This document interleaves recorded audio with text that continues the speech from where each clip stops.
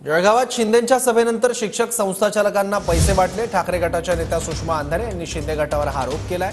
जळगावात महायुतीचे उमेदवार दराडेंच्या प्रचारार्थ शिंदेंची सभा झाली। किशोर दराडे यांनी सुषमा अंधारेंचे आरोप मात्र फेटाळले। मी आरोप करत नाहीये, मी पुरावे सादर केलेले आहेत। काल आदित्य लॉन्सवर जळगावच्या आदित्य लॉन्सवर सभा होती। ही सभा सन्माननीय मुख्यमंत्री महोदयांची होती। सभेला गुलाब पाटील वगैरे सगळीच मंडळी हजर होती। त्यातले गुलाब पाटलांचे स्टेटमेंट आपण जर ऐकले असतील तर ते स्टेटमेंट सुद्धा खूप बोलके आहेत की दराडे तुम्ही काळजी करू नका, आम्ही त्या मतांवर दरोडा टाकणार आहोत। तो दरोडा अशा पद्धतीने त्यांना टाकायचा होता का? आता मी त्या चेहऱ्यांवर पुन्हा बोलू शकते, त्या चेहऱ्यांची नावही मी घेऊ शकते, पण मला त्या भानगडीत जायचं नाही, कारण या सगळ्यांमध्ये मला त्या शिक्षकांना अडचणीत आणायची इच्छा नाही। मुळात जे माझ्यावर आरोप केला तो अतिशय चुकीचा आरोप आहे।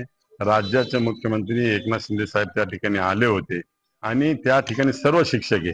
शिक्षकांना पैसे देण्याचं काही कारणच नाही। ते देशाला घडवता, पिढीला आपल्या मुलांना घडवता। त्याच्यामुळे हे आमच्या शिक्षकांची बदनामी करण्याचं काम चाललेलं आहे।